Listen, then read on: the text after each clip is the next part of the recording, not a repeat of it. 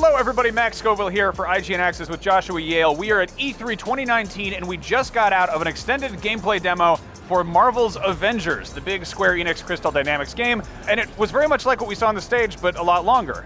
Yes, it was like the whole trailer, but those little snippets that were gameplay, which we can now confirm were indeed gameplay, were blown out. We got to see the actual mission. We did not actually get to play it. We're watching someone else play it, which is the worst kind of torture in the world, but we got to see each character in action. We saw Thor doing his melee and throwing his hammer around. I was getting some major God of War vibes from that. Oh, totally. And there was a move where you could throw the hammer and it would pin a guy, and you could use some melee moves in the meantime, then summon the hammer back and follow up into some combos. Yeah. Very God of War reminiscent. It was really cool. Yeah, and then we got to look at Iron Man in action, who gave me some major Anthem vibes. He looked a lot like a Javelin, which makes sense because the Javelins were all shameless ripoffs of Iron Man. Yeah, it was third person, and you could do what you wanted to do with Iron Man, shoot repulsor blasts and rockets and everything. You did the unibeam at one point. You could be on the ground, do some melee stuff with like rocket boots and rocket-powered punches, but then you could fly up into the air. It looked like whenever you wanted to do that. And then, of course, we got a bit of the Hulk in action, which made me really want a new Hulk game, like, what was it, Ultimate Destruction? There was that old kind of sandbox one where he's just throwing cars and stuff.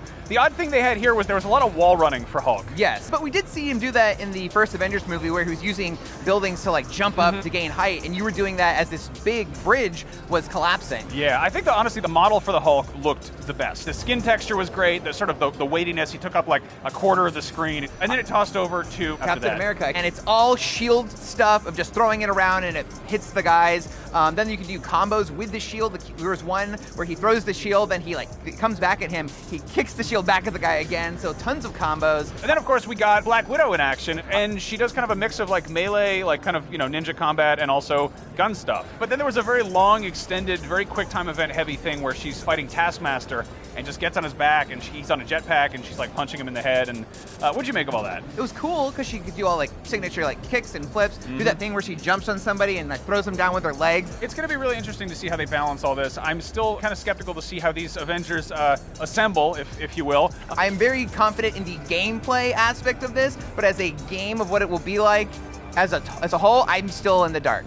Yeah, I'm kind of with you on that. I think the actual combat, like each character, I think they've really honed in on what makes those characters work as video game characters. How they interact together, how it becomes a co-op thing, where they're fighting, who they're fighting against, still up in the air, but I'm dying to find out more, and clearly they have long-term plans for this. Comes out May 15th for Stadia, PS4, PC, Xbox, all of the things. So I'm curious to see kind of not just what it's like when it launches, but how they continue to support it after launch. It's one of the biggest brands in the world. They hopefully have some money to throw around here. We will have plenty more coverage about Avengers, the games, the movies, the comics, everything else on IGN, and there's lots more coming out of E3, so stick with it, true believers. We'll see you around.